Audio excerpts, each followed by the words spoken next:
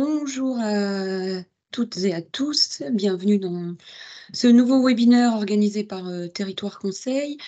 Nous allons patienter quelques petites minutes le temps que tous les inscrits puissent nous rejoindre. À tout de suite.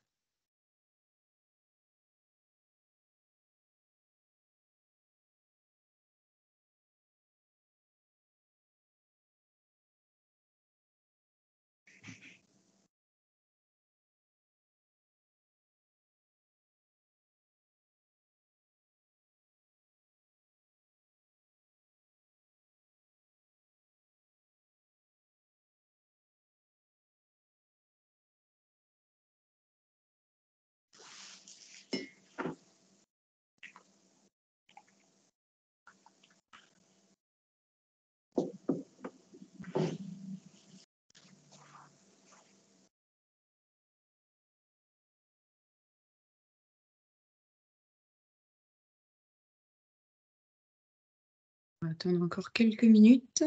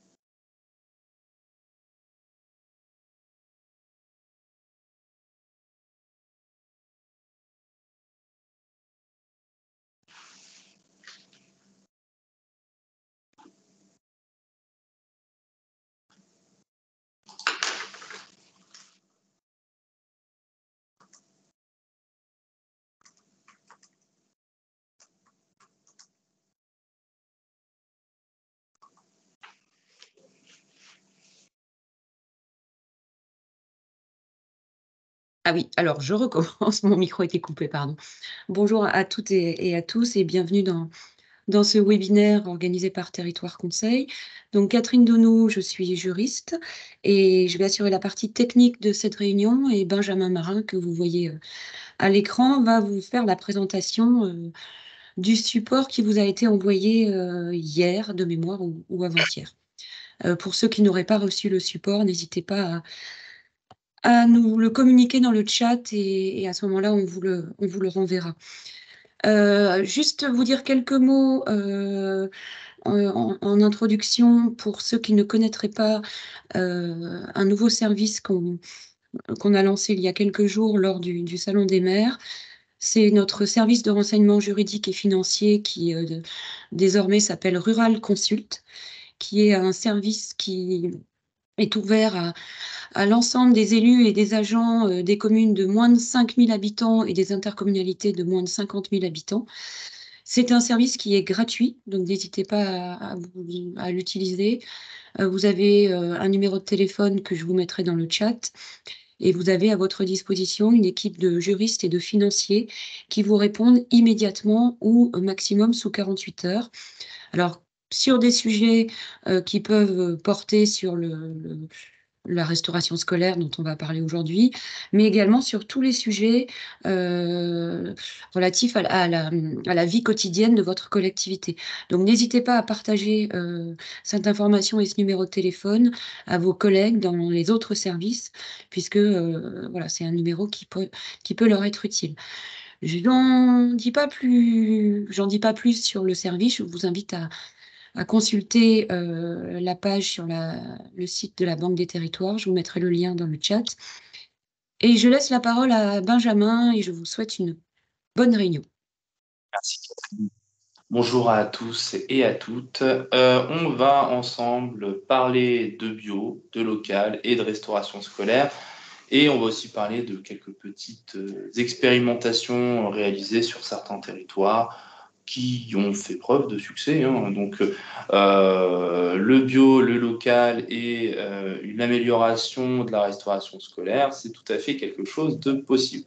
Excusez-moi pour ce spoil, déjà j'anticipe, c'est tout à fait possible. Pour parler de la restauration scolaire, on va faire ça en plusieurs étapes.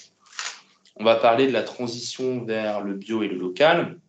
Ensuite, on va parler de la définition du projet alimentaire, parce qu'effectivement, il faut le définir, l'anticiper, et puis voir quels sont les partenaires locaux qui peuvent le mettre en œuvre. Ensuite, on va parler du gaspillage alimentaire, parce que c'est bien de manger bio et local, mais il faut aussi réussir à lutter contre le gaspillage alimentaire et justement le gaspillage des ressources dans la restauration scolaire. C'est comment faire mieux avec non pas moins, mais différemment. Excusez-moi. Ensuite, on va parler d'initiatives, on va parler de légumerie, on va parler de potager, on va parler de choses un peu plus rurales. Et encore, parce qu'il y a beaucoup de grandes villes qui le font, donc le terme n'est pas forcément approprié. Pour ensuite parler sur quelque chose que tout le monde aime, la commande publique, comment effectivement anticiper le besoin et comment effectivement voir, comment gérer les fluctuations du marché, notamment dans cette période qui nous a tous permis de redécouvrir la théorie de l'imprévision et de l'indemnité d'imprévision. Donc effectivement, on est dans une période compliquée et qui dit période compliquée dit aussi définition du besoin un peu plus complexe, même si le mot paraît très délicat, ça n'empêche que c'est pas si compliqué que ça.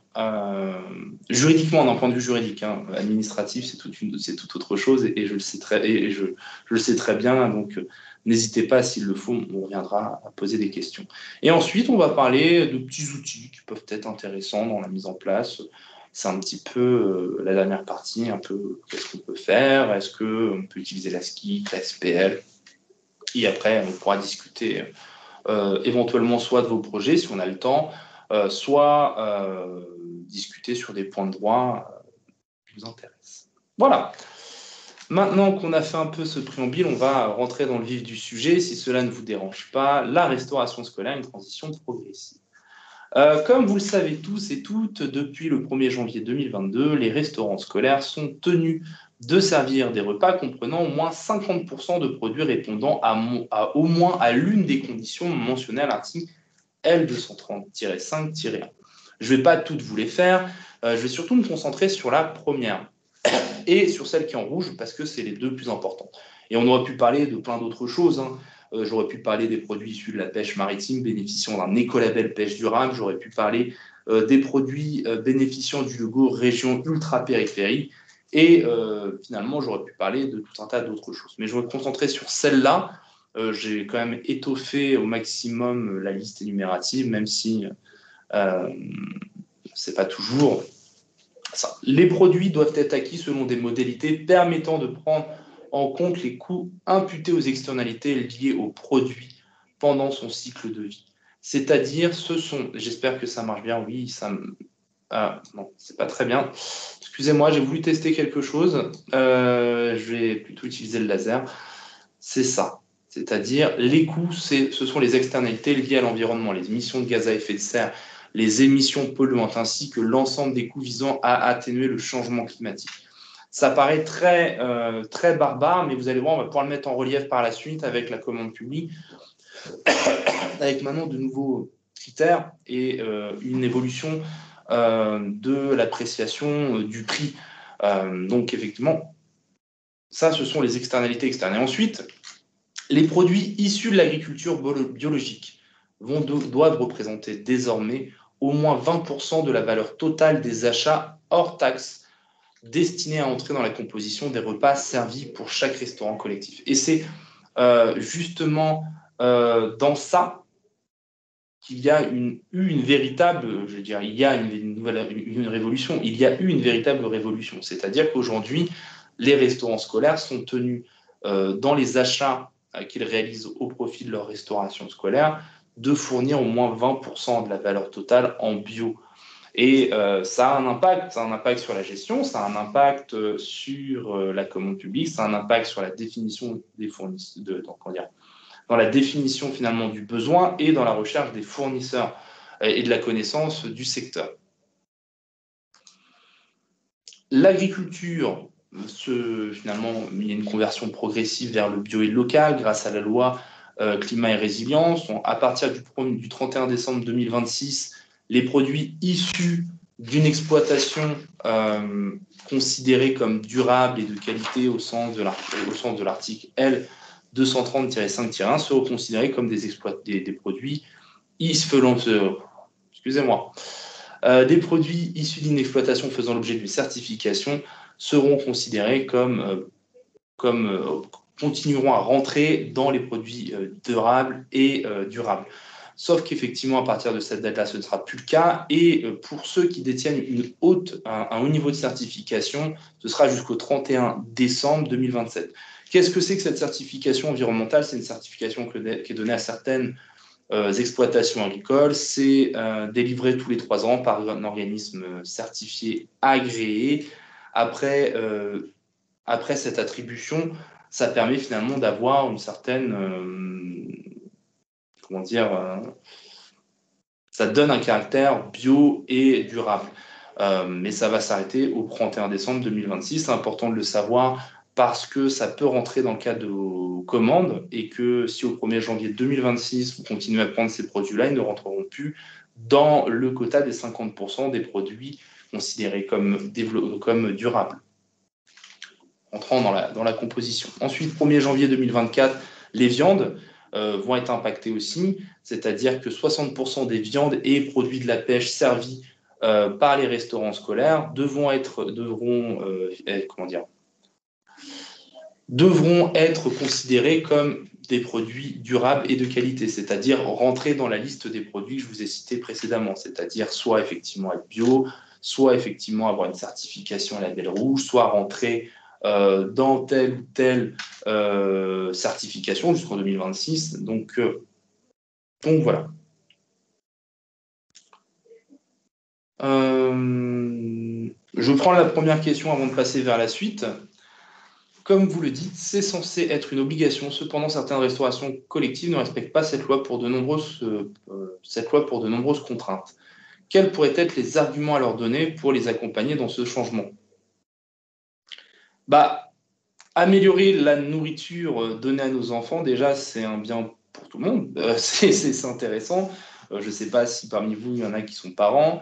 Mais effectivement, améliorer la qualité de la nourriture, et c'est très important. Et vous allez voir, ça va aussi dans tout dispositif qu'on va voir par la suite, notamment l'éducation à l'alimentation, parce que c'est vraiment le public ciblé par la restauration scolaire. C'est un public qui est en plein apprentissage.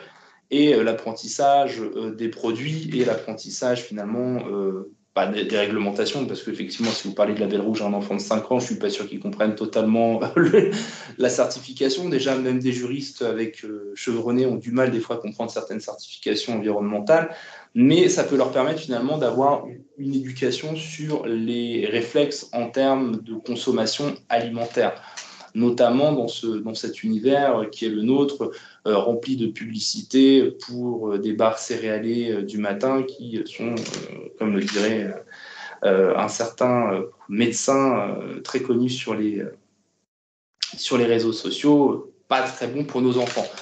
Donc déjà, il y a ce premier point. Et puis deuxième point, parce que la réglementation évolue, qu'à un moment donné, pour l'instant, il n'y a pas de sanctions immédiates. Il pourrait y en avoir, et il y en aura certainement dans le futur. Et puis ensuite, c'est effectivement à l'égard des usagers, parce que les usagers payent un service et ils pourraient être en mesure de réclamer le respect de la loi par les administrations. Et que, oui, qui dit un administré, c'est un électeur. Donc pour les élus, ça a aussi un poids très important. les produits certifiés HVE, c'est-à-dire haute valeur environnementale. Et ben justement, c'est ce que j'essayais d'expliquer. En fait, on n'utilise pas forcément le même terme, mais les HVE, c'est ceux qui bénéficient de cette certification. Ceux qui bénéficient de cette certification. Et ça se trouve peut-être que je n'ai pas très bien compris le HVE. On utilise beaucoup de sigles et parfois pas tous les mêmes. Donc je regarde. Oui, c'est ça, haute valeur environnementale. Non, c'est ça, c'est bien ça.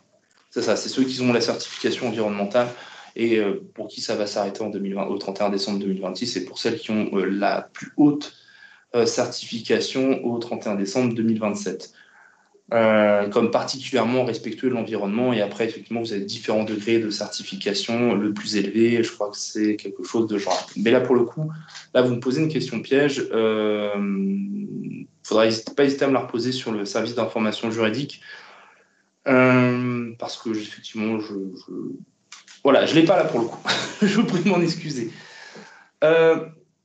Continuons. Le taux, comment apprécier finalement ce pourcentage? Les 50%, ça va s'apprécier au regard de la valeur d'achat hors taxe de l'ensemble des produits destinés à entrer dans la composition des repas servis sur une année civile. C'est-à-dire qu'on va apprécier la valeur totale de vos achats alimentaires pour apprécier effectivement les 50%. Pour les produits issus de l'agriculture biologique, c'est-à-dire ceux qui doivent représenter au moins 20% de l'ensemble des produits. Ça va s'apprécier au niveau de la valeur hors taxe des produits considérés comme durables et de qualité, rapporté à la valeur totale hors taxe des achats de produits entrant dans la composition des repas servis sur une année civile.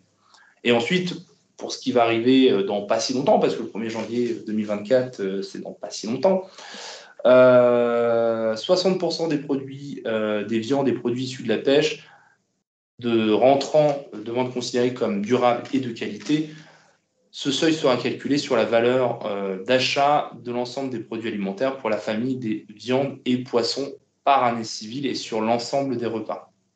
Donc c'est très important d'avoir ces seuils et de savoir effectivement comment on apprécie ces seuils sur l'ensemble des quantités qu'on achète.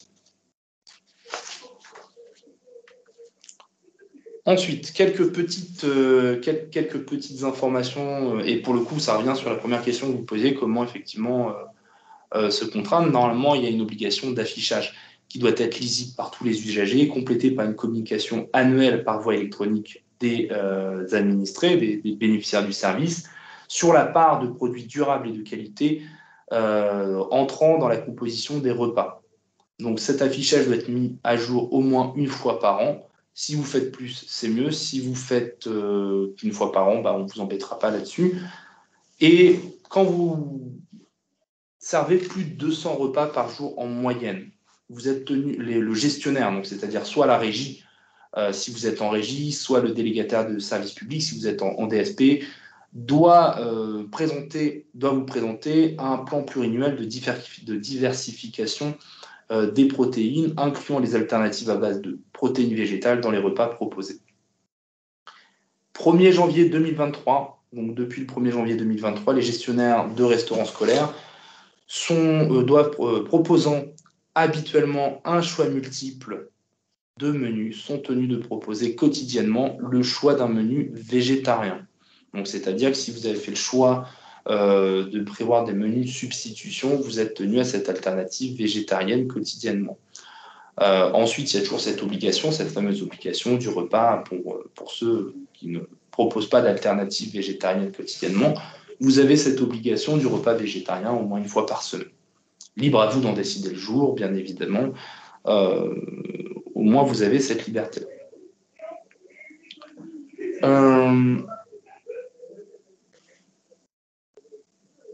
Voilà ce que j'avais à dire là-dessus. Principalement là-dessus. Ensuite, l'alimentation bio et locale respectant les exigences nutritionnelles. Effectivement, on a souvent un débat dans les restaurations scolaires concernant la laïcité, notamment les menus de substitution. Je ne vais pas l'évoquer beaucoup, mais si on ne l'évoque pas maintenant, on ne l'évoquera pas plus tard. effectivement, il y a des grands débats et c'est une forte tension dans les services de restauration scolaire et pour les administrations. Cependant, en France, les repas doivent tenir compte de l'équilibre alimentaire de l'enfant. C'est-à-dire que les déjeuners et repas servis dans les restaurants scolaires doivent comprendre un plat principal, une garniture, un produit laitier et au choix une entrée et un dessert. Ce qui est pris en considération, c'est la qualité alimentaire et nutritionnelle. Il n'y a pas de question de viande, de pastis, de machin, c'est vraiment la qualité nutritionnelle. Donc, c'est-à-dire que par rapport à ce qu'on vous a évoqué précédemment, au lieu de s'éviter un débat sur la laïcité ou un débat compliqué, effectivement, l'option, si vous faites un menu substitution, avoir un menu de substitution végétarien qui respecte la qualité nutritionnelle nécessaire et finalement des dispositions réglementaires, ça vous évite un long débat. C'est-à-dire, vous évitez un débat de savoir il y a telle viande, de tel machin, de tel truc. Au moins, voilà, vous avez 2 repas. Ceux qui ne peuvent pas manger le repas peuvent manger le repas d'eux.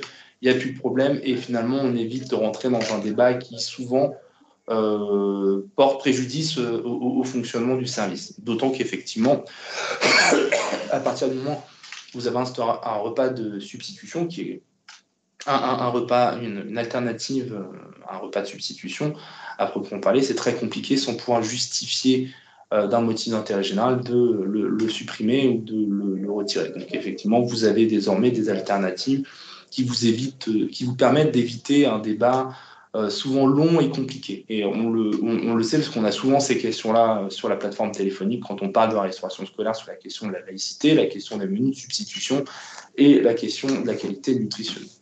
Donc voilà, petit point là-dessus. Ensuite, il faut une information régulière, ça je l'ai déjà dit, une information régulière des usagers. Et ensuite, s'assurer que les produits, ce sont des produits de saison. Donc, il faut faire rentrer dans les repas les produits de saison. Et ça rentre un peu dans les démarches qu'on verra par la suite sur le projet territorial, le projet alimentaire territorial. C'est bien évidemment l'éducation des enfants. C'est-à-dire, si effectivement, au printemps, si au printemps, si en hiver, vous n'avez pas de tomates, parce que les tomates, ça ne pousse pas en hiver. Par contre, vous allez en avoir à une autre période de l'année où ça poussera, etc. Donc, ça rentre un peu dans le jeu de l'éducation à l'alimentation. Et voilà, l'information des usagers contre les allergènes. Et là, pour le coup, je reviens aussi sur la première question qui nous a été posée. Pourquoi respecter la réglementation, notamment sur le bio, notamment sur les produits les 50% avec l'affichage que je vous ai présenté tout à l'heure, et de respecter vos obligations d'affichage parce qu'il y a une problématique qui peut revenir. C'est-à-dire que vous avez ce qu'on appelle les normes INCO. Ça permet effectivement de présenter et d'informer les usagers des éventuels additifs, substances susceptibles d'être allergènes ou d'entraîner des conséquences sur les consommateurs. À proprement parler, vous allez voir, c'est une formulation qui est législativement et réglementairement très française. Par principe, ça ne s'applique pas aux collectivités territoriales et aux restaurants scolaires. Sauf s'ils n'ont pas mis en place un dispositif équivalent. Donc, c'est-à-dire que ça ne s'applique pas à vous si vous appliquez la loi, mais ça s'applique à vous si vous n'appliquez pas la loi, le règlement.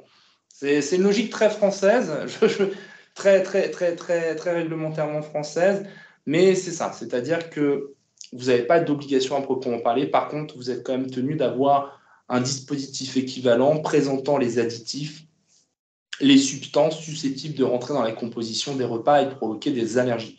Et si vous ne le faites pas, là, pour le coup, les conséquences peuvent être assez dramatiques, notamment à l'égard des usagers. Par exemple, si vous ne mettez pas certaines substances, par exemple, vous avez un prestataire de service et que ce prestataire de service ne vous informe pas et que vous n'informez pas les usagers ou que lui n'informe pas les usagers et qu'il y a un enfant qui se retrouve dans une situation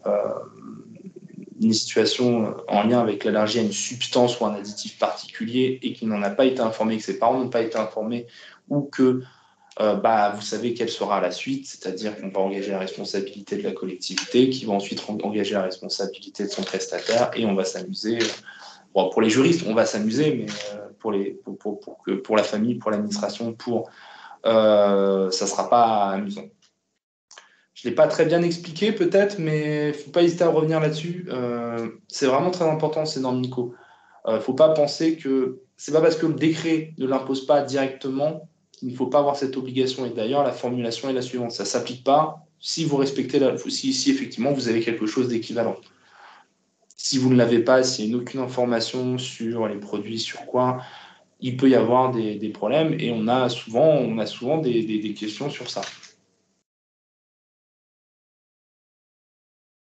Oui, il faut le signaler. En fait, il y a quand même cette nécessité d'informer les parents sur les potentiels allergènes qui rentrent, finalement dans la composition des repas. Ne pas le faire, c'est s'exposer à un véritable risque, contentieux, et même plus que contentieux, parce que dans la société et finalement dans la relation qu'ont les collectivités avec les médias, ce genre de fait, ça peut très rapidement, localement, avoir un impact. Vaut mieux se protéger. Ah bah les risques de traces, oui.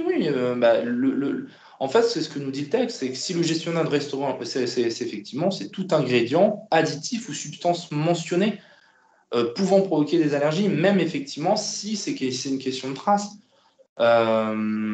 Si par exemple, je ne sais pas, vous avez de la rhubarbe, vous achetez de la rhubarbe industrielle et qu'on vous dit il y a des traces de cacahuètes dedans, bah, si vous informez pas qu'il y a pas de traces de cacahuètes, bah, s'il y a un enfant qui est allergique aux cacahuètes et qui mange ça, alors qu'effectivement, peut-être que pour ce repas-là, on aurait pu informer les parents en tenant compte de son allergie. Bon, après, généralement, quand il y a une allergie ou quelque chose de genre, on a surtout un PAI qui est mis en place. Il y a un PAI qui est mis en place et on s'est organisé avec la famille dans le meilleur des mondes.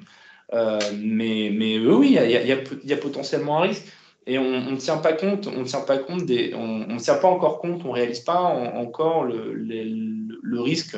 Je le vois, moi, tous les matins en déposant mon enfant à l'école, il n'y a pas cette information qui est faite. Si demain,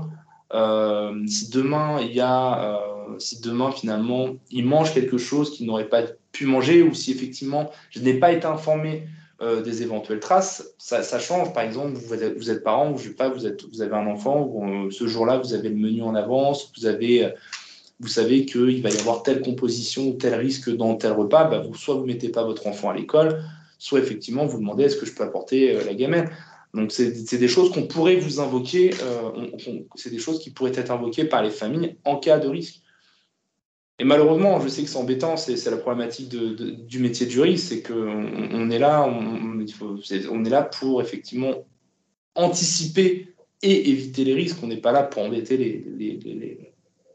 les collectivités ou on peut embêter les élus. On est juste là pour éviter les risques, parce que ces risques, ce sont des risques qui peuvent être assez conséquents. On va passer à la deuxième partie. Après, c'est réjouissant. On va parler de quelque chose d'un peu plus joyeux. Enfin, ça dépend. On va parler finalement des projets, des différents éléments qui permettent de définir une stratégie en matière d'alimentation.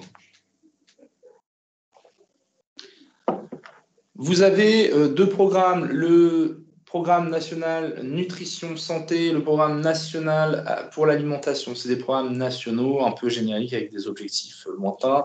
Le PNNS, créé en 2001, place plus sur la politique alimentaire sous l'angle de la nutrition, tandis que l'autre, c'est plus sur l'aspect justice sociale et ancrage territorial. Chacun a des axes de développement. Pour l'instant, les objectifs, c'est des plans 2029-2023. Ils arrivent à terme. On n'a pas encore eu d'informations sur ce qui va se faire par la suite.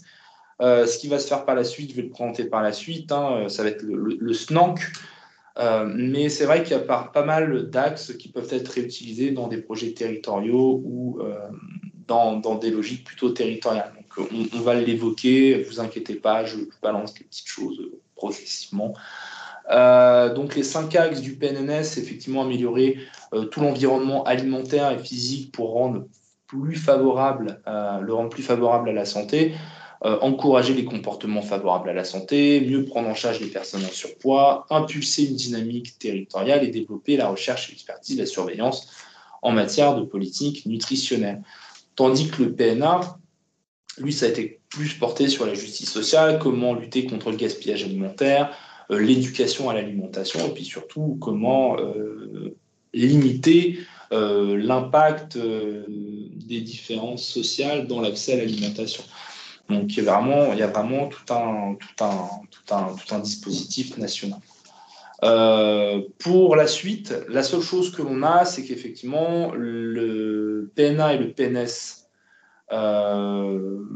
qui rentrent dans le cadre du plan national pour l'alimentation et la nutrition, le PNAN, on aime bien mettre des sigles en France et parler en sigles, adopté en 2019, et par la suite, on va aller sur une stratégie nationale alimentation, nutrition, climat, qui va un peu reprendre le PNAN, c'est-à-dire les deux, le PNNS et le PNA. Pour l'instant, on n'a pas plus d'informations. Il y a eu des recommandations qui ont été faites par le Conseil national de l'alimentation, qui sont consultables, et des peu d'informations qu'on a pour l'instant, il semblerait qu'on aille vers ces axes de réflexion dans le contenu, dans le futur SNAC, qui va reprendre les différentes dispositions. Voilà, donc pour l'instant, et ça a un impact, le fait que pour l'instant on n'ait pas plus d'informations, parce que quand vous mettez en place des projets de territoire, que ce soit des PAT ou que ce soit surtout le PAT, parce qu'en fait vous vous faites financer par l'État, et l'enveloppe attribuée aux projets alimentaires territoriaux, elle est définie dans ces plans-là. Donc pour l'instant, c'est un peu comment dire, la navigation vers l'inconnu. C'est un peu une navigation vers l'inconnu. Donc, pour l'instant, pas plus d'informations. Avec les émergences des nouveaux projets alimentaires, dans le cadre du projet jusqu'en 2023, il y avait des allocations. Par exemple, on peut avoir des labellisations et permettre finalement d'obtenir un soutien de l'État qui peut aller jusqu'à 100 000 euros sur 36 mois dans certains cas, ou un soutien maximum à 70% du budget. Donc, dans les projets alimentaires territoriaux, ça peut être un véritable impact. Pour l'instant, c'est c'est un peu le mystère. Malheureusement, comme je n'ai pas de boule de cristal, je ne vais pas en dire plus. C'est pas que je ne veux pas, je ne peux pas. Mais je pense que c'est important de l'évoquer, que le SNANC, dans pas longtemps, va se substituer au PNA et au PNNS. Parlons de quelque chose d'un peu plus concret qu'on peut quand même mettre en place et qui peut avoir un impact certain, les projets alimentaires territoriaux. Donc ça a apparu en 2014. Donc l'objectif, c'est de faire la promotion de l'approvisionnement local. Et d'ailleurs, c'est ce que nous dit l'article 39 de la loi de 2014. Les projets alimentaires territoriaux mentionnés au 3 de l'article 1 sont élaborés de manière concertée avec l'ensemble des acteurs d'un territoire et répondent à l'objectif de structuration de l'économie agricole et de mise en œuvre d'un système alimentaire territorial. Ils participent à la consolidation des filières territorialisées, à la lutte contre les gaspillages et la précarité alimentaire, et au développement de la consommation de produits issus du circuit court, en particulier relevant pour la production biologique, ou dans le cadre d'une démarche collective de certification environnementale. Il favorise la résilience économique et environnementale. Donc, en gros, et pour synthétiser cette lettre législative, le PAT, je vais l'appeler comme ça, le PAT, ou les PAT, lorsqu'ils sont plusieurs, ça permet de concrétiser au niveau local des actions issues du programme national de l'alimentation et aux objectifs des PRAD, des plans régionaux de l'agriculture durable, sur des approches beaucoup plus sectorisées et ciblées. C'est pas qu'ils ne sont plus financés, c'est qu'on n'a pas d'informations. Donc, ils pourront être peut-être financés, mais j'ai pas d'informations. Donc, j'ai pas réussi à avoir d'informations là-dessus. J'avoue que sur le SNANC, j'ai été assez surpris qu'il y a beaucoup de littérature, on a beaucoup de travaux du Conseil national de l'alimentation sur le sujet, mais c'est vrai que sur comment ça va se goupiller en termes de financement, c'est l'inconnu. Jusqu'en 2023, c'était financé. Après, est-ce que ce sera financé? Est-ce que ce sera des nouvelles modalités de financement? Est-ce que les appels à projets vont être différents? Est-ce qu'on va demander de redéfinir les PAT au niveau local? j'ai pas plus d'informations. C'est pas parce que pour l'instant il n'y a pas de financement qu'on ne peut pas continuer à mettre des pattes, même si effectivement il y a l'aspect financier qui rentre en compte. Ne soyons pas naïfs, mais ça n'empêche que ça permet. Il faut quand même continuer ce travail avec les acteurs locaux et pour justement retravailler sur ces points-là. Peut-être voir avec la région, peut-être que les régions.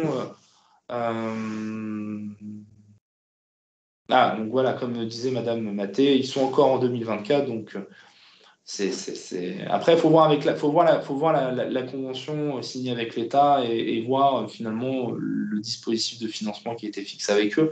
Après, la région aussi, au titre du PRAD, peut avoir des financements. Donc, je m'inquiète pas, mais je peux pas non plus rentrer trop dans le détail sans informations complémentaires sur ce sujet.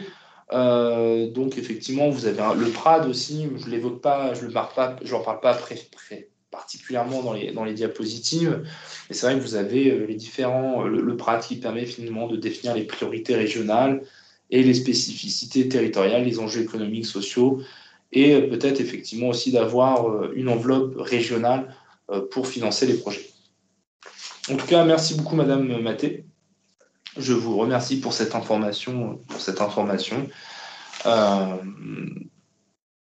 Donc voilà, c'est à suivre. Donc, comment l'élaborer, ce PRAT? Bon, je pense que la plupart d'entre eux, ce PAT, comment effectivement l'élaborer? Je pense que pour la plupart d'entre vous, vous en avez déjà fait un, donc je pense qu'il n'y a pas grand-chose de nouveau. Identifier les acteurs locaux, c'est-à-dire qui peut le financer et qui peut le mettre en œuvre, c'est les collectivités territoriales, certaines personnes dans le privé. Et effectivement, il faut identifier les différents acteurs, collectivités, acteurs privés, agriculteurs, confédérations d'agriculteurs, coopératives, bref, voir qui peut être intéressé. J'avais trouvé un très bon guide de préfecture sur le sujet, qui était assez bien fait dans la présentation de la méthode. Et effectivement, lorsqu'on est sur un premier PAT, l'objectif, c'est surtout de définir des actions finançables facilement avec un petit budget, le réussir. Et dans la réussite d'un premier PAT, permettre d'amener progressivement d'autres personnes et d'avoir des financements et des projets de plus en plus ambitieux. Donc effectivement, sur cette logique-là, vous êtes les plus à même à connaître votre territoire. Ensuite, définir les objectifs. Donc la réalisation d'un diagnostic. Il est ciblé principalement de faire un diagnostic sur 3 points. Analyser le bassin de vie, donc c'est-à-dire étudier les freins qui limitent l'accès à la population aux produits locaux, sains et de qualité. Une analyse du bassin de production, donc ça c'est le deuxième point. L'objectif c'est de déterminer les potentielles productions et approvisionnements sur le territoire et de connaître effectivement, d'étudier la dynamique agricole et les différents distributeurs, transformateurs et tout. Et ensuite, une analyse de l'environnement, c'est les différentes relations entre production, consommation et recensement des initiatives locales, c'est-à-dire si vous avez des sociétés coopératives qui se sont montées, si vous avez des associations, si vous avez des petites communes, et ça on verra par la suite sur les projets qui ont été menés sur l'alimentation. Par exemple, vous avez des communes qui, je spoil, hein, je suis comme ça, je vous spoil pour la suite. Vous avez des communes qui ont commencé à mettre en place des potagers bio pour alimenter leur cantine scolaire. Donc, comment, effectivement, eux, ils ont fait, quelle est leur relation avec les agriculteurs du coin, quelles sont les initiatives citoyennes, donc peut-être les potagers de quartier montés par les parents, par les habitants des quartiers. Donc, vous avez tout un tas de choses à recenser et finalement étudier les relations entre les différents acteurs. Ensuite, c'est définir ensemble une stratégie en impliquant tous les acteurs, en s'assurant qu'il y a une bonne communication, éventuellement définir un coordinateur. Et là où je trouvais que ce guide de préfecture était intéressant, notamment quand on part de rien, c'est éventuellement de s'appuyer sur les agendas 21 de chacun pour les collectivités, effectivement, de se dire, voilà, on a quand même cet agenda 21 qui nous permet finalement de se projeter sur notre territoire par rapport aux questions de développement durable. Donc, utiliser ce point de départ et ensuite, effectivement, tenir compte des différents enjeux des différents acteurs et de l'objectif commun qui est d'aller vers, d'une certaine manière, et je vais le dire d'une manière assez simple, du mieux manger pour les enfants. Dans le cas, c'est la restauration scolaire, mais de manière générale, de mieux manger. Ensuite, préparer le plan d'action. Donc définir les axes, définir les objectifs concrets, définir les actions concrètes. Et ensuite, après, ça c'est la dernière partie, c'est trouver les sous. C'est-à-dire voir les financements. Vous avez effectivement sur le site du ministère de l'Agriculture les notices à l'attention des porteurs de projets, fiches candidature. Donc, comme nous le disait Madame Maté, potentiellement, ça ne coûte rien d'aller demander des subventions encore, même si le SNOC n'a toujours pas été encore mis en œuvre. Ce serait un peu absurde de couper les financements, notamment sur des sujets aussi importants, voir effectivement la région. Les PAT sont aussi éligibles au niveau européen au Fonds européen de développement régional, au Fonds social européen, au programme LEADER. Et donc, effectivement, il est possible de mobiliser des aides du Fonds européen agricole de développement régional. Ensuite, voir avec la région, voir avec l'ADEME, voir avec l'agence de l'eau, voir avec le département, en fait, essayer de grappiller des sous là où on peut en trouver, pourquoi pas dans le privé aussi, parce que vous pouvez avoir des porteurs de projets privés qui peuvent être intéressés et qui seraient capables de contribuer au financement d'un projet alimentaire territorial. Donc voilà. Il y a tout un tas de possibilités concernant la mise en place du PAT. Mais effectivement, il faut vraiment essayer de créer les conditions nécessaires à cette synergie locale, parce que ça ne concerne pas que les collectivités, même si, par exemple, une mairie ou un EPCI ou la préfecture se lance dans l'initiative de lancer un PAT sur un territoire, même si effectivement le PAT peut-être sur un PAT, là, il faut quand même réussir c'est un peu comme, voilà, je vais prendre une métaphore, ne le prenez pas mal, c'est un peu comme une mayonnaise, c'est-à-dire il vous faut des œufs, de la moutarde, un peu d'huile, et puis il faut bien réussir à faire monter. Et là, c'est pareil, c'est-à-dire qu'il va falloir réussir à prendre tous les ingrédients et faire monter la sauce pour réussir ce projet. Et c'est pas forcément le plus simple en pratique. On va parler d'un autre projet. On en parle un petit peu moins, qui pour le coup est tout aussi intéressant et qui est dans le cadre du PNNS. C'est le projet éducatif territorial, donc c'est-à-dire comment mettre en œuvre une éducation transversale à l'alimentation entre la cantine scolaire et le périscolaire. Je ne vois pas d'autre outil que le PET. Je ne vois pas d'autres outils. Ça peut effectivement permettre de concrétiser par cette élaboration et la convention entre les acteurs qui dure au moins 3 ans un microcosme périn pour permettre le développement de l'éducation des enfants sur l'alimentation et la lutte contre le gaspillage alimentaire, qui est un véritable fléau. Et pour ce faire, le PAT, donc c'est-à-dire, pareil, là, il faut mobiliser des acteurs, il faut mobiliser l'éducation nationale, les communes, les gestionnaires de restaurants scolaires. Après, ça peut se faire simplement au niveau d'une restauration scolaire ou d'un territoire avec plusieurs restaurations scolaires et l'éducation nationale pour définir des plans d'action pour mieux nourrir nos enfants et puis surtout leur permettre de mieux manger. Il est conseillé dans le PET de tenir compte de différents volets. J'ai mis 3 volets parce qu'en fait, il y en a 3 et j'en ai rajouté un 4e. Donc, c'est pas très logique, je le sais, mais bon, c'est... Donc, il y a la dimension nutritionnelle, donc améliorer l'environnement alimentaire des enfants, les accompagner dans leur choix de l'alimentation, c'est-à-dire effectivement, oui, si vous avez faim, peut-être, je donne un exemple, pour le goûter, c'est peut-être c'était favoriser finalement une pomme plutôt qu'une barre céréalière, une barre au chocolat ou une tartine de Nutella.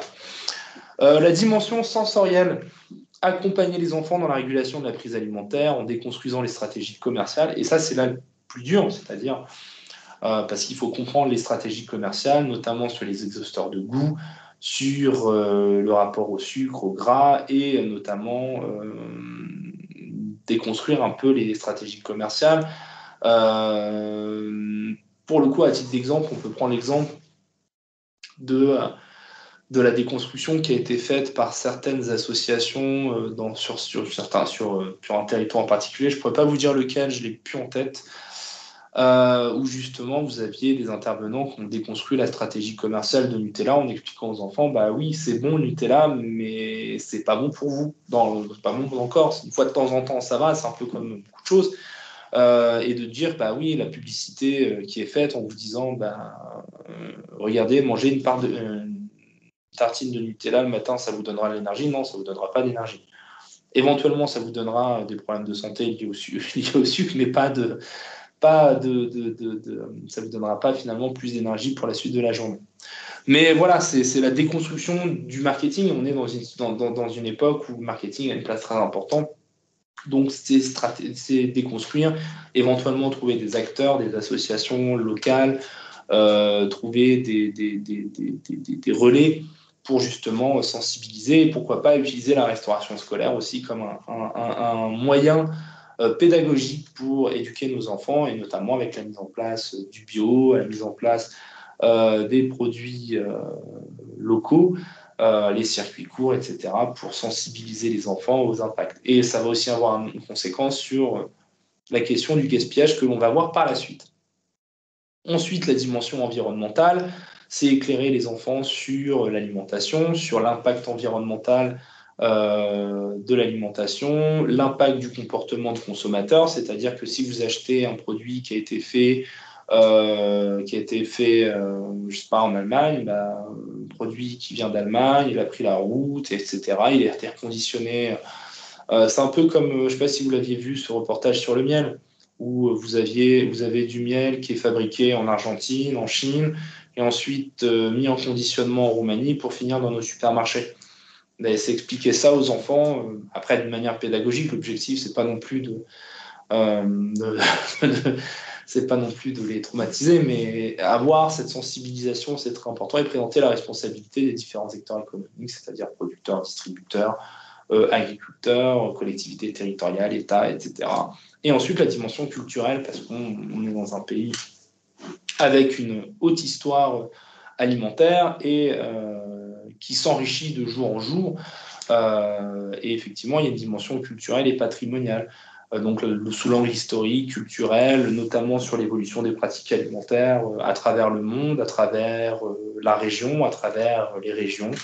Donc, c'est vraiment l'objectif du projet éducatif territorial.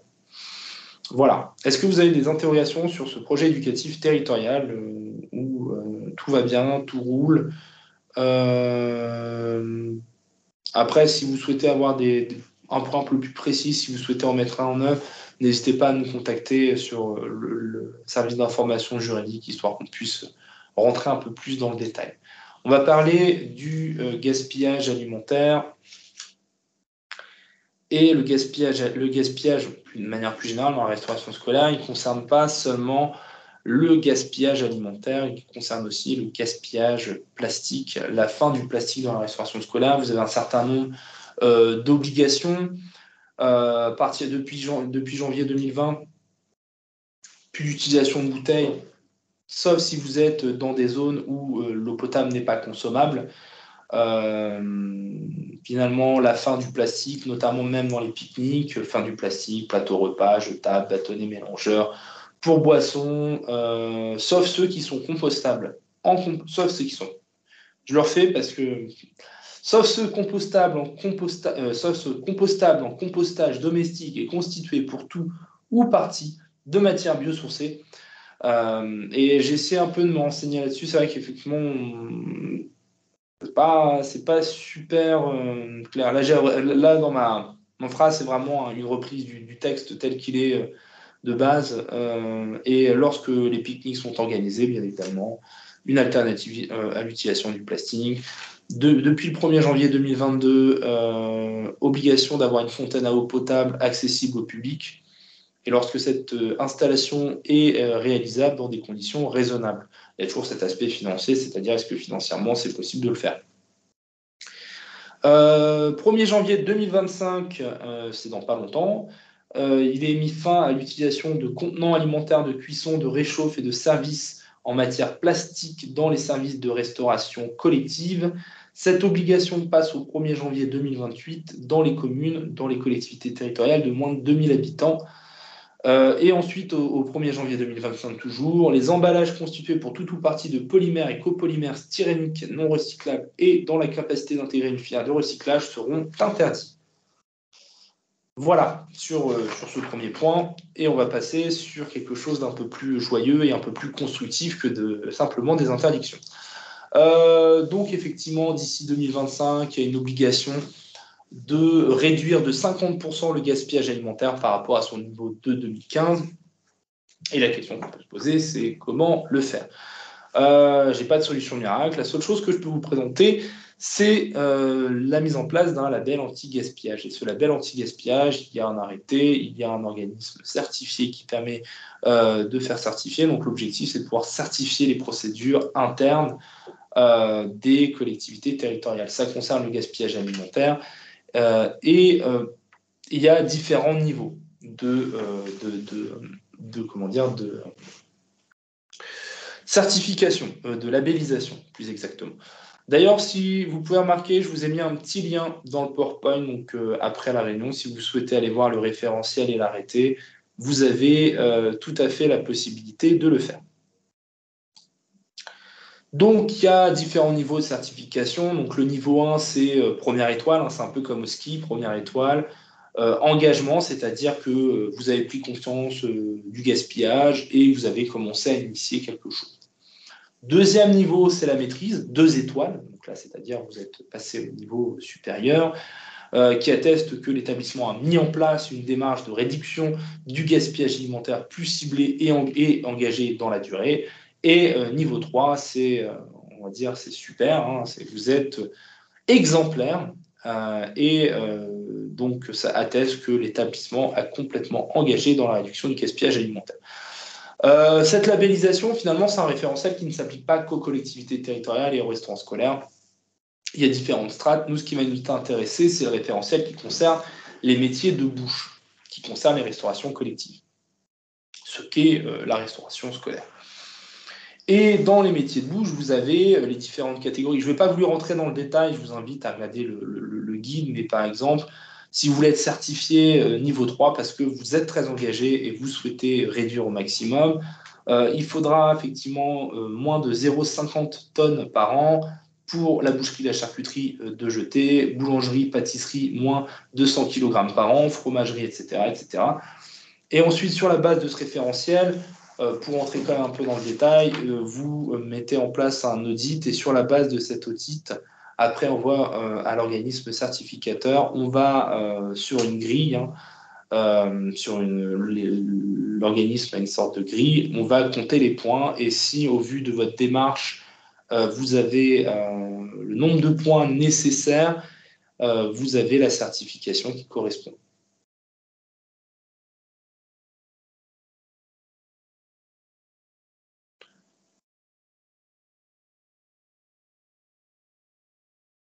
Donc, ok, non, c'est une discussion entre vous.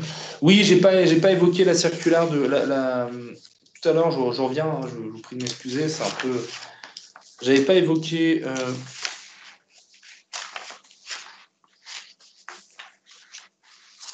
J'avais pas évoqué sur le PAT un certain nombre de choses, mais voilà, parce que j'ai 1h30 et 1h30, c'est assez court pour tout présenter.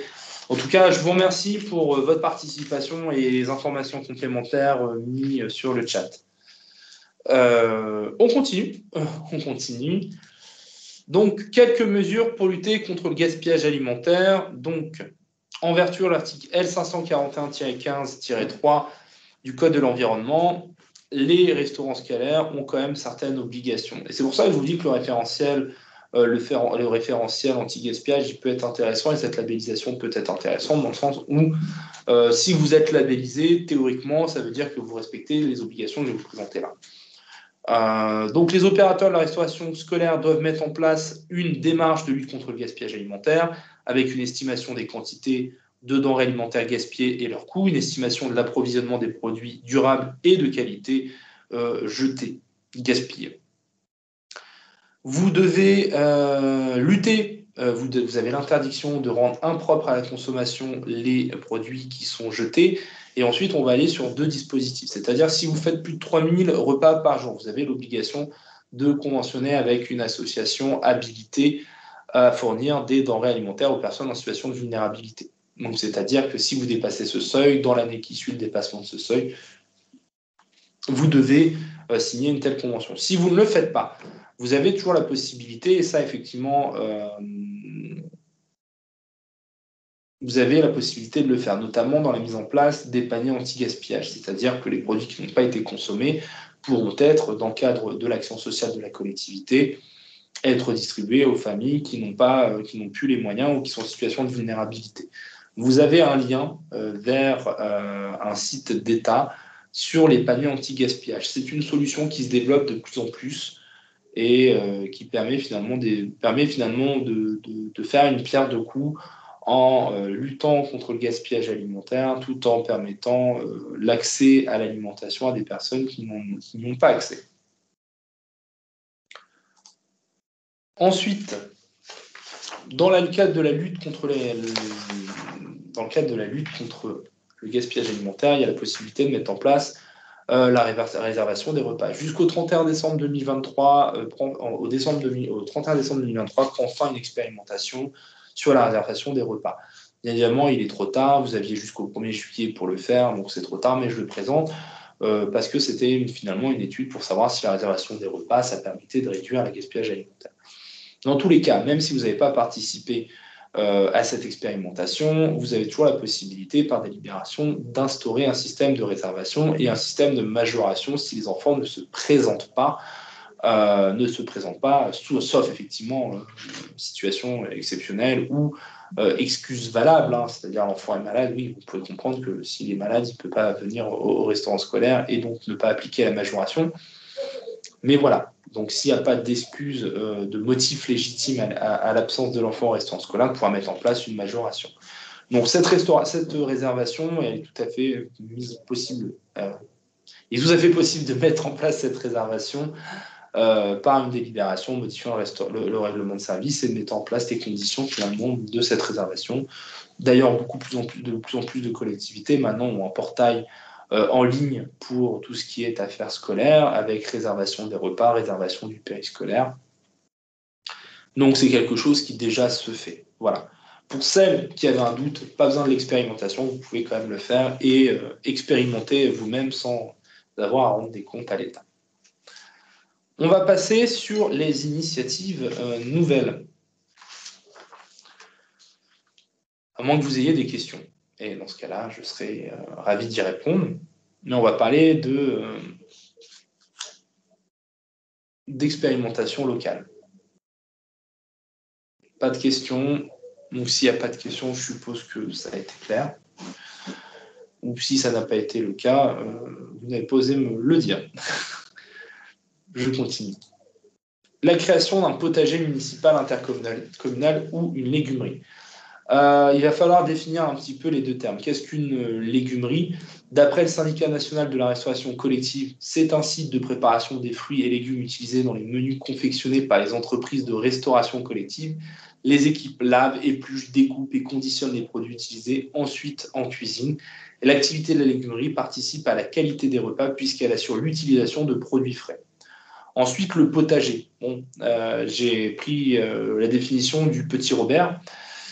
Selon le dictionnaire, ça se caractérise par la culture des fruits et légumes destinés à une autoconsommation. C'est ça un potager. Et la légumerie permet de préparer pour le compte des cuisines scolaires les fruits et légumes commandés et le potager permet finalement d'auto-alimenter un certain pourcentage les cuisines et restaurants scolaires par des produits. Là, j'ai mal expliqué, je reformule. Ça permet d'assurer un pourcentage de fruits et des légumes en production directe. Donc depuis une dizaine d'années, il y a quand même pas mal de collectivités qui expérimentent, que ce soit la légumerie, le potager ou la légumerie et le potager.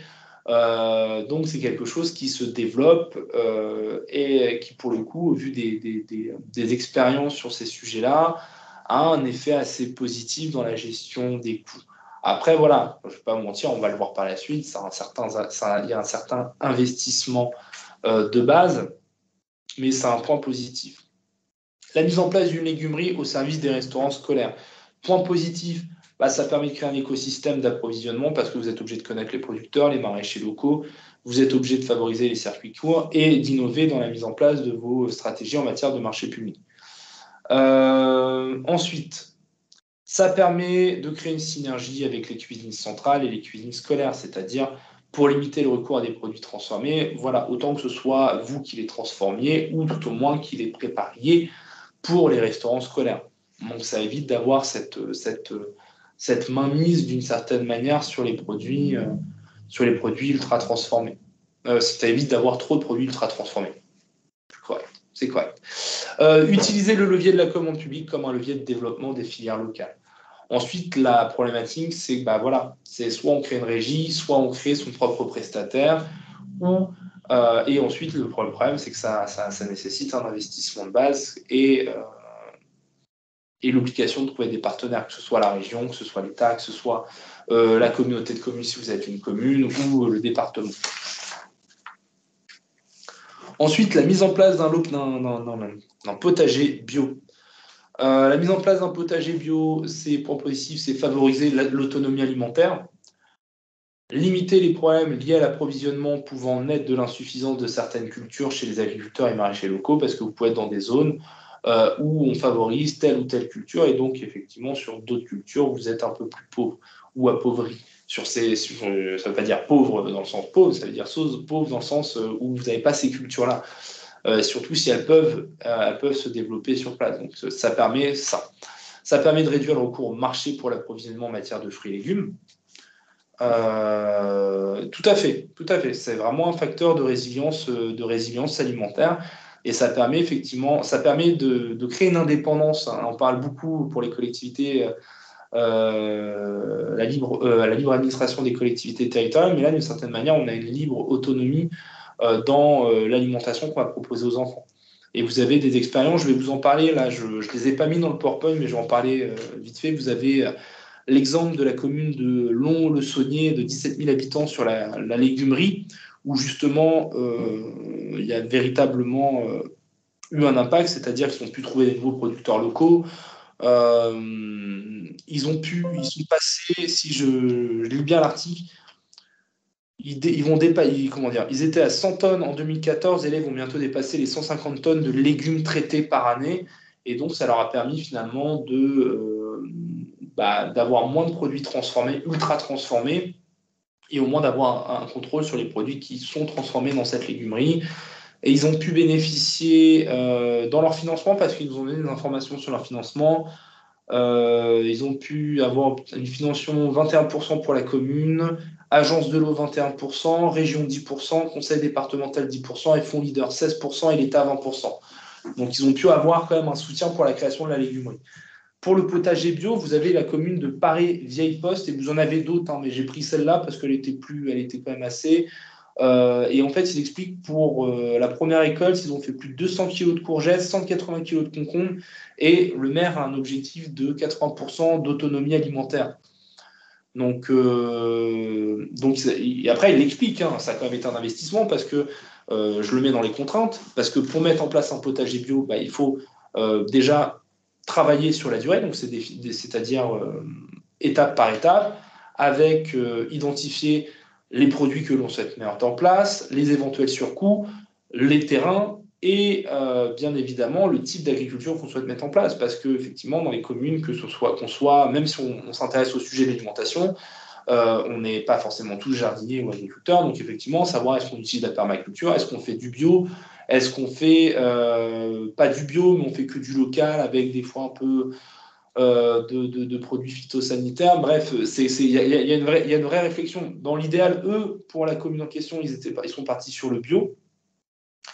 Et en utilisant la permaculture, ça leur a permis d'assurer en grande partie les 800 et 900 repas servis par jour dans la commune.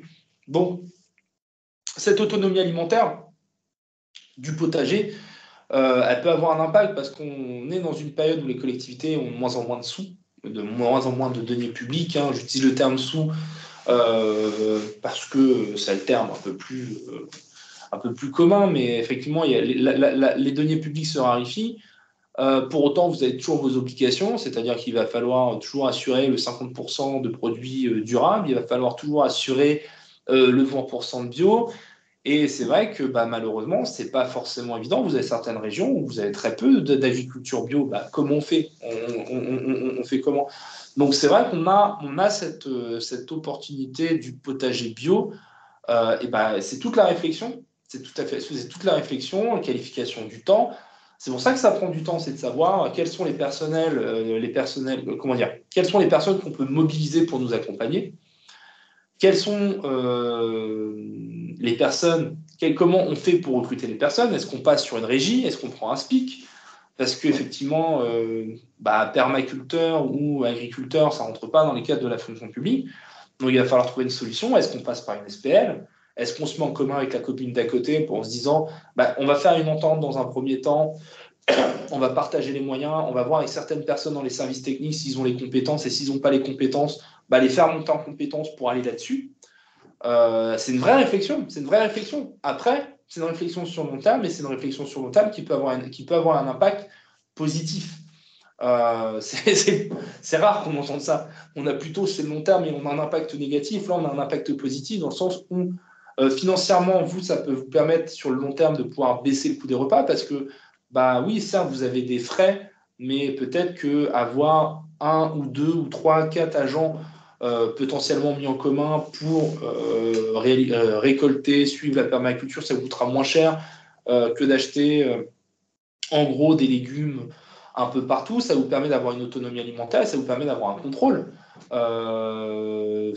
C'est tout le cadre de la réflexion. Et vers la fin, je donnerai aussi des points, parce que vous avez les SKIC, parce que si vous avez dans le coin, vous avez des sociétés de coopératives d'intérêt collectif, potentiellement, ça peut être intéressant de participer, de financer. Ça peut être une SPL, ça peut être, je ne conseillerais peut-être pas la SEM, ça peut être, on pourrait dire, une CEMOP. Après, voilà, la CEMOP agricole, je pense que ça peut être compliqué à mettre en œuvre. Ça peut être une régie, ça peut être une entente, ça peut être... On peut trouver pas mal de choses. C'est quelque chose d'assez nouveau. Donc, sur les modèles, je pense qu'on est parti sur le modèle de la régie classique, soit de la régie directe, soit de la régie avec un SPIC ou un SPA. Tout va dépendre, en fin de compte, de ce que vous comptez faire des surplus. Si vous avez des surplus, est-ce que vous les vendez, est-ce que vous ne les vendez pas? Est-ce qu'il y a une dimension? Il y a une dimension. Vous avez d'autres facteurs qui rentrent en considération. Vous avez aussi maintenant la possibilité, j'ai lu ça récemment, pour les collectivités qui ont mis en place des potagers bio, sur les surplus ou sur ceux qui ne vont pas être utilisés, la possibilité de faire des distributions de fruits et légumes aux administrés. Après, il y a toute la problématique il y a tout un pan de problématique qui est lié au droit de la concurrence, notamment à l'intérêt public d'une telle démarche, et est-ce que cet intérêt public peut permettre à la collectivité d'intervenir directement et de faire concurrence? Mais vous avez certaines zones, vous n'avez même plus de maraîchers, vous n'avez plus de marché, vous n'avez plus de choses comme ça. Donc, il y a une réflexion à avoir. Et c'est pour ça, n'hésitez pas, s'il le faut, à nous contacter sur cette réflexion, sur la possibilité de le faire, que ce soit Catherine ou nous au service d'information juridique. On se fera un plaisir de vous répondre et de vous accompagner autant qu'on peut et dans la limite de ce qu'on peut faire pour le faire.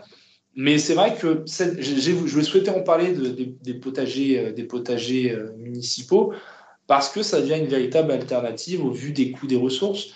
Je pense que vous êtes tous gestionnaires de restaurants scolaires. On a eu entre les prestataires privés, si vous êtes en marché public pour la fourniture de vos repas ou si vous êtes avec Sodexo, l'augmentation des coûts, ou parfois des prestataires qui vous disent ah mais j'ai été impacté, mais le prix de la carotte il a pas augmenté, mais j'ai été impacté, il faut m'augmenter, machin. Il y a eu une véritable, suite à la crise ukrainienne, il y a une véritable montée en puissance des prix, une augmentation des prix. Donc, cette augmentation des prix, il faut trouver des solutions. Et finalement, ces solutions-là que je vous présente, c'est des solutions qui ont été mises en place par des élus locaux. Des élus locaux qui sont dans des problématiques qui sont similaires aux autres, et qui ont réussi à mettre en place ça dans un objectif de long terme. Est-ce que ça va perdurer? Est-ce que les prochaines municipalités vont continuer? Mais les dispositifs sont plutôt bons. Je vais continuer, on va passer sur quelque chose de beaucoup moins joyeux et de beaucoup moins sympathique que les potagers bio, la commande publique. Donc la commande publique, par principe, effectivement, vous avez 3 modes de gestion pour gérer votre restaurant scolaire, la régie. Donc c'est une régie, c'est une gestion de service public, la régie, soit avec autonomie financière. Généralement, c'est plus autonomie financière ou régie directe dans certains cas. Marché public, délégation de service public. On a marché public, bien évidemment, c'est pas pour la gestion, c'est plus pour l'approvisionnement. Après, voilà, on ne va pas rentrer dans les différentes formes de gestion, mais on va faire un peu un bilan coût-avantage des différents points. La gestion directe, ça vous permet d'avoir la maîtrise des processus internes de production, de confection des services des repas. Si en plus vous rajoutez une légumerie, vous rajoutez un potager bio, ça vous permet quand même d'avoir une maîtrise et une certaine assise sur les repas que vous allez proposer aux enfants. Ça permet de contrôler l'innovation, ça permet la mise en place d'initiatives innovantes, ça permet la maîtrise sur les fonctionnements du service, la tarification, le recrutement des personnels et la gestion directe des personnels. Les points négatifs, c'est-à-dire que vous êtes seul à gérer l'investissement, c'est-à-dire que si vous avez besoin de faire réaliser des bâtiments complémentaires, si vous avez besoin d'un investissement en surplus, bien évidemment, c'est vous qui en supportez la charge et uniquement vous. Vous supportez les coûts risques liés à l'exploitation du service. Si demain, il n'y a plus personne qui mange à la cantine, c'est vous qui supportez les risques liés au service. Et vous avez aussi à gérer la passation des marchés publics pour l'approvisionnement des cuisines. Le point positif de la DSP, ça permet d'avoir recours à une expertise externe et un opérateur économique. Ça lui permet de lui faire supporter une partie des différents coûts liés à l'investissement, et ça permet finalement de lui transférer le risque d'exploitation. Par contre, il faut être capable de contrôler et d'avoir la mise en place d'outils et de moyens pour contrôler l'exécution du service et d'appliquer les clauses réglementaires mises dans le contrat. Et ensuite, effectivement, ça peut avoir une incidence sur la rémunération, notamment effectivement, même si c'est vous qui avez le dernier mot sur la facturation, si vous avez un prestataire pressant ou si effectivement vous décidez contractuellement, vous êtes engagé contractuellement sur tel ou tel niveau de tarification du service, vous êtes tenu contractuellement de les respecter. Donc, il y a des avantages, il y a des inconvénients dans les deux. Sur la concession, il faut quand même tenir compte d'un point, je ne l'ai pas marqué dedans, mais il y a différents types de concessions, de délégation de service public. Soit vous êtes en concession, c'est-à-dire vous faites supporter toutes les charges d'investissement au titulaire. Donc là, c'est vraiment si on est sur une création ex nihilo d'une restauration scolaire, où vous faites supporter l'investissement, et donc la durée du contrat tiendra compte de cet amortissement. Soit on est sur un affermage dit concessif, donc c'est-à-dire vous lui confiez les locaux sous réserve d'une redevance d'occupation de public dans certains cas. Comme on dit, affermage dit concessif, c'est-à-dire qu'il y a une part d'investissement, c'est-à-dire une extension, une amélioration nouvelle, où effectivement on a l'affermage simple. Après, je pourrais parler de la régie intéressée. En plus, d'ailleurs, la restauration scolaire a cette particularité, c'est que un des rares services où on a encore pas mal de régies intéressées, c'est-à-dire que le prestataire réalise la prestation, mais c'est la collectivité qui continue à bénéficier de la tarification et qui rémunère en tenant compte éventuel du risque. Et s'il n'y a pas de risque lié à l'exploitation du service, le juge pourrait qualifier cette régie intéressée en marché public. Donc voilà. Voilà, est-ce que vous avez des interrogations sur ce point-là? Est-ce qu'on va parler de quelque chose d'autre? Comme le disaient si bien les latins, si vis pacem parabellum, qui veut la paix prépare la guerre. Et le spaser, c'est votre moyen de préparer la guerre. Je sais qu'effectivement, de manière générale, le secteur économique et le secteur concurrentiel et parfois fait preuve d'une certaine problématique, une complexité certaine. Et nous, souvent, les questions qu'on a sur les services d'information juridique, parce que c'est aussi l'intérêt de ces web, c'est qu'on puisse effectivement échanger sur les problématiques que nous, au quotidien, on traite avec vous. Et c'est vrai que souvent, l'un des problèmes qu'on a dans la passation des marchés publics, c'est la définition initiale du besoin. Le SPASER, c'est justement un moyen de planifier, d'identifier. Ça n'a pas une vocation, comment dire, réglementaire, où ça ne va pas vous imposer des choses, mais c'est un outil de planification, c'est un outil qui, si on le fait sérieusement, peut vous permettre, d'une, de faire des économies, deux, d'éviter de subir le marché, et trois, de permettre d'anticiper les évolutions du marché. C'est obligatoire pour les communes supérieures qui ont un montant annuel d'achat supérieur à 50 millions d'euros hors taxes. Cependant, les communes qui ne dépensent pas autant ont la possibilité de le faire. C'est un schéma qui va déterminer les objectifs que vous souhaitez mettre en place dans la passation des marchés publics avec d'un point de vue social, écologique, notamment en définissant les objectifs en matière de réservation de certains marchés à des entreprises adaptées et d'aide à la personne, ou la mise en place d'un certain nombre de critères ou de clauses. Concrètement, le SPASER, c'est un outil d'anticipation. C'est vraiment, on anticipe. Ça ne veut pas dire que ce qu'on anticipe, ça va être juste, mais au moins, on l'aura anticipé. Et le problème, quand il va apparaître, on sera en capacité de dire bah oui, on va plus aller par là, on va plus faire ci. Pas de portée normative, ça vous permet quand même d'identifier des indicateurs précis, exprimés en nombre de contrats ou en valeur ou en catégorie d'achat. Ça vous permet, ça peut vous permettre de vous obliger à publier régulièrement les taux réels d'achat public relevant de certaines catégories d'achat socialement et écologiquement responsables. Ça vous permet d'anticiper l'évolution prévue au 21 août 2026 concernant l'obligation d'avoir un critère prenant en compte les caractéristiques environnementales des offres pour les procédures de publicité. Parce qu'en fait, effectivement, à partir de cette date, le critère prix ne pourra plus que l'unique critère. Donc, on ne pourrait pas simplement dire on passe un marché de carottes, celui qui nous propose la meilleure offre, il a gagné. Je prends l'exemple du marché de carottes, mais ça aurait très bien pu être autre chose. Ensuite, ça permet d'amorcer finalement l'évolution. Ça vous permet de définir un clausier, c'est-à-dire un ensemble de clauses que vous êtes capable de réutiliser pour l'ensemble de vos marchés et d'anticiper les règles auxquelles vous souhaitez ou non déroger dans les différents CCAG. Donc l'objectif, c'est d'avoir une connaissance du marché. Ça vous permet d'avoir un ensemble de clauses types et ça vous permet d'anticiper les futures évolutions législatives.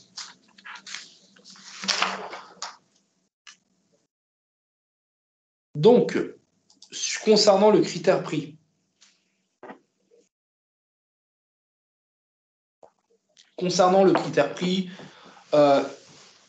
aujourd'hui, et comme vous l'avez vu, au 1er août 2026, au 21 août 2026, il ne sera plus possible d'avoir un seul critère prix unique. Ça tombe bien parce qu'aujourd'hui, vous avez quand même la possibilité d'avoir une approche globale du prix. Vous êtes plus tenu à une approche simplement fondée sur le prix. Vous pouvez tenir compte des coûts liés à l'acquisition, des coûts liés à l'utilisation, comme la consommation d'énergie et d'autres ressources, les frais de maintenance, les coûts. Les coûts imputés aux externalités externes, environnementales et liées aux produits, aux services ou à l'ouvrage, peuvent être pris en considération, à considération que leur valeur monétaire puisse être déterminée et vérifiée. Donc ça peut être les coûts supportés directement par l'acheteur ou les coûts directs que sont les coûts d'acquisition, d'utilisation, de maintenance, les coûts de carburant. Les coûts indirects, ça peut être différents coûts externes, notamment ceux liés à la pollution atmosphérique par le transport ou la déforestation. Et donc, le coût du cycle de vie, c'est s'attacher à calculer les impacts et les externalités environnementales de l'achat d'un produit, d'une prestation ou de travaux, et ce, à toutes les étapes du cycle de vie. Bien évidemment, il faut que ce soit en lien avec le marché, avec l'objet du marché. Bien évidemment, si vous avez un marché de fourniture de restauration scolaire, si vous avez un impact vous avez un critère prix qui n'est complètement pas lié à ça, il pourrait être retoqué. Ensuite, vous avez la possibilité, bien évidemment, d'inclure des critères techniques qui tiennent compte de ça, avec des sous-critères sur l'accessibilité, l'apprentissage, la diversité, les conditions de production, la rémunération des producteurs, le caractère innovant, les performances de protection de l'environnement,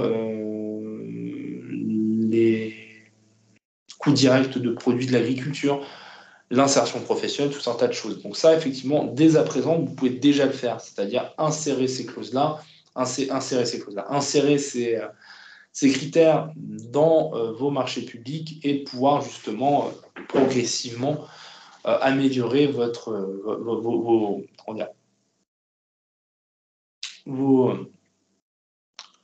impact écologique. Voilà, j'ai pas trouvé le terme que je voulais, il est parti, je vous prie de m'en excuser, ça arrive de temps en temps. Voilà. Est-ce que vous avez des questions sur ce sujet-là? D'accord. Bon, pour revenir un peu sur l'alimentaire, pour un exemple, finalement, on pourrait tout à fait tenir compte de l'impact environnemental du cycle de production en tenant compte du temps et distance de transport de marchandises, des méthodes de production, des conditions d'élevage, du coup de l'impact environnemental de l'élevage.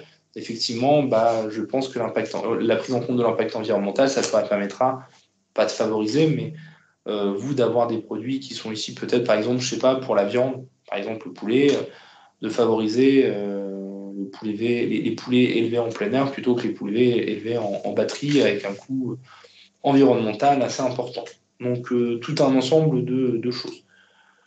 Ensuite, sur l'évolution des prix, bon, ça c'est quelque chose d'assez clair. On va rentrer dedans. Dans le marché public, les modifications contractuelles ne sont pas considérées comme substantielles si elles sont prévues initialement, ce qu'on appelle les clauses options. Par contre, ça doit être suffisamment clair, net, précis, c'est-à-dire, par exemple, sur un marché d'alimentation scolaire, vous avez un groupe scolaire qui est en création et avec une restauration scolaire.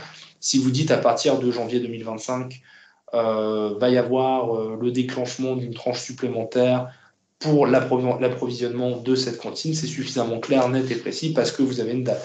Si vous dites, bon, peut-être un jour, on ne sait pas, que oui, on va prendre un peu plus de carottes, mais on n'est pas sûr. Je vous dis ça, c'est des clauses qu'on peut voir. Pas écrites de cette manière-là, mais on pourrait les traduire de cette manière-là.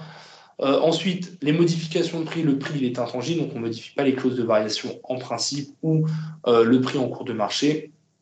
Et sur la question des 10%, l'appréciation des 10%, les faibles montants, c'est 10%. Par exemple, si vous modifiez un marché en cours d'exécution, les 10%, ça, on va dire, c'est le seuil dans lequel vous êtes un petit peu tranquille. C'est-à-dire que si votre modification est inférieure à 10%, on n'a pas besoin de regarder les autres critères de la modification substantielle. Lorsque vous dépassez les 10%, vous prenez de plus en plus de risques, c'est-à-dire que la modification pourrait être considérée comme substantielle. Ce n'est pas une science exacte au-dessus des 10%, mais par exemple, à titre d'indicatif, vous avez le Conseil d'État et certains tribunaux administratifs ont considéré qu'une modification sur des marchés de prestations de services dépassant 12% était considérée comme substantielle. Donc voilà, à partir de 10%, vous êtes obligé de regarder les critères de la substantialité de l'article 2194-7. En dessous, vous êtes assez tranquille. Ensuite, on va parler de l'avis du Conseil d'État du 15 septembre, toujours hors taxe. Marché public, c'est vrai que je ne l'ai pas précisé, mais c'est vrai qu'en marché public, on apprécie toujours tout hors taxe. L'impact de l'évolution du coût des denrées alimentaires, donc on a la possibilité, le caractère définitif du prix et donc le principe d'intangibilité du prix dans les marchés publics ne fait pas obstacle à une modification, notamment si on est face à des circonstances particulières et imprévisibles. Donc rien n'empêche à ce qu'il puisse y avoir des modifications. Je vais directement vous citer cet avis du Conseil d'État, où le Conseil d'État parle de lui-même à la troisième personne. Le Conseil d'État estime qu'un même marché ou contrat de concession passé par un pouvoir adjudicateur peut faire l'objet d'autant de modifications d'un montant maximal chacune de 50% du montant du contrat initial qu'il y a d'événements imprévisibles distincts dont le déficit d'exploitation est la conséquence directe. Les modifications successives ne doivent cependant pas avoir pour objet de contourner les obligations de publicité et de mise en concurrence, ce dont il se déduit que les modifications envisagées doivent être strictement limitées, tant dans leur champ d'application que dans leur durée, à ce qui est rendu nécessaire par les circonstances imprévisibles pour assurer la continuité du marché. En gros, il est possible de modifier, si vous avez une circonstance imprévisible ou particulièrement imprévisible, de modifier dans la limite de 50% votre marché public, d'un maximum de 50%, votre marché public. Là où je vais un peu tempérer les propos du Conseil d'État, c'est que le Conseil d'État nous dit à chaque fois qu'il y a une circonstance imprévisible, vous avez possibilité de modifier de 50%. Il faut savoir que la modification s'apprécie de manière cumulée. Donc si vous voyez que les circonstances imprévisibles, c'est tous les 4 matins, peut-être préférable de dire on va relancer le marché et finalement avoir un prix correspondant au marché dès le départ, pour éviter finalement de se retrouver dans une situation compliquée. J'aurais pu vous parler du système d'acquisition dynamique et si jamais vous souhaitez qu'on en discute, je vous invite à nous contacter parce que ça peut vraiment être un outil intéressant dans la mise en place des politiques en matière de restauration scolaire. J'ai fait l'impasse dessus parce que on n'a qu'une heure et demie et que je souhaite quand même parler des petits outils qui peuvent être utiles. On en parlait au début, donc le bio et local, les outils utiles. Dans la participation, donc ça peut se concrétiser finalement, que ce soit un PAT, un projet éducatif territorial, ça peut se concrétiser, ou par exemple la mise en place d'un potager bio, ça peut se concrétiser dans la participation et l'association avec les producteurs et les établissements scolaires, avec les différents acteurs locaux et notamment par la création de SKIC. Moi, j'appelle ça une SKIC, même si effectivement le terme consacré c'est SCIC, mais c'est beaucoup plus dur à prononcer. Donc, on va rester sur la SKIC, la Société coopérative d'intérêt collectif. La collectivité peut participer au capital. Après, l'inconvénient de la SKIC, c'est que la SKIC, vous ne pouvez pas recourir au in-house. Donc, la problématique, c'est la suivante, c'est-à-dire que, oui, vous participez à la SKIC, c'est bien, vous mettez en lumière une initiative locale, mais si vous devez passer un marché public, elle devra être considérée comme n'importe quel autre concurrent. Mais bon, ça peut permettre justement de concrétiser certains objectifs d'un PAT, notamment sur la production de bio, parce que vous avez une initiative locale de plusieurs producteurs qui veulent se lancer dans le bio, vous êtes en déficit de bio sur le territoire, se dire oui, on va soutenir ça, par contre, ce sera sous la forme d'une SKIC. Donc voilà. La SKIC, c'est un outil qui peut être intéressant, même si voilà, il y a cette problématique du in-house. Ensuite, il y a un autre outil qui peut être intéressant, c'est la quasi-régie. Bon, la quasi-régie, vous connaissez tous, on voit à travers les SPL, il n'y a pas que les SPL, mais on va dire qu'en France, on va consacrer la SPL comme l'outil principal du in-house. Si vous avez un critère analogue, si elle réalise plus de 80% de l'activité avec vous, avec des personnes publiques, avec les personnes publiques qui la contrôlent et qu'il n'y a pas d'influence décisive de capitaux privés, vous pouvez passer un marché à un marché, une prestation de service sans publicité de mise en concurrence avec la SPL. Ce n'est pas parce que vous êtes actionnaire d'une SPL que vous êtes éligible au in-house, comme le rappelle la jurisprudence Marsan-et-la-Côte. Si vous avez 1% du capital et que vous passez sans publicité de mise en concurrence, vous avez de fortes chances que le marché soit annulé et que par la suite, il y ait ce qu'on appelle un délit de favoritisme. Bon, en dehors de ça, ça n'empêche que c'est un outil qui peut être intéressant, notamment parce qu'il permet d'avoir une réflexion mutualisée sur la problématique alimentaire, notamment sur la distribution, la production et la confection des repas. Et on pourrait même y intégrer le potager bio, si on le souhaite. Et la légumerie, par la même occasion.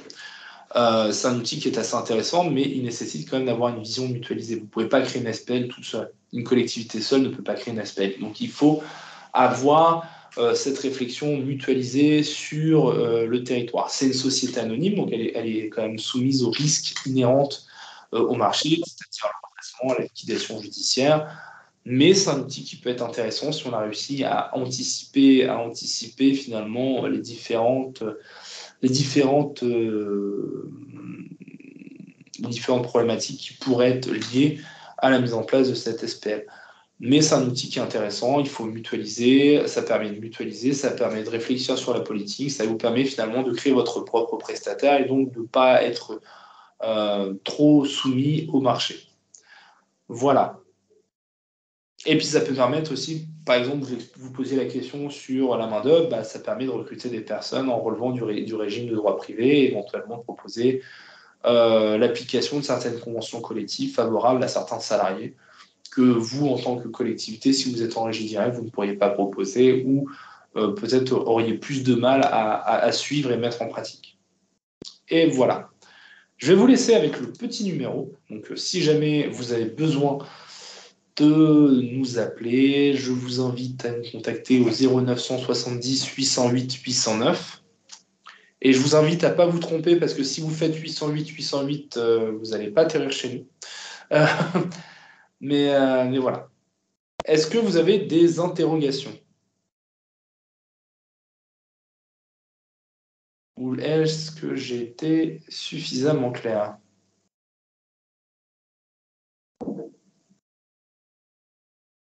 On va encore quelques petites minutes, n'hésitez pas à poser des questions.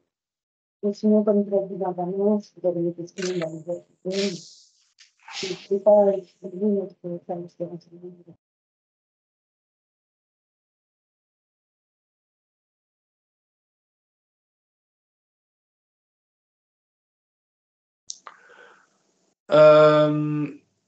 Moi, ce que je vous propose, Madame Savary, c'est éventuellement nous contacter directement sur le service d'information juridique. Et c'est pour ça que je l'évoquais, parce que je sais que c'est quelque chose qui peut être intéressant, le système d'acquisition dynamique. Mais c'est un système qui est très technique et qui prend énormément de temps à expliquer. Et puis, dans une présentation à l'oral, j'ai déjà essayé de le faire dans le passé. Expliquer le système d'acquisition dynamique, c'est le meilleur moyen d'oublier des choses. Donc, n'hésitez pas à venir nous contacter, on se fera un plaisir, hein, que ce soit mes collègues ou moi. D'ailleurs, si je ne suis pas là, mes collègues vous répondront également avec un grand sourire et avec plaisir.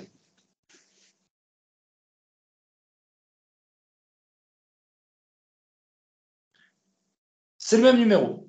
Vous nous contactez et vous nous contactez à ce numéro, le 0970 808 809.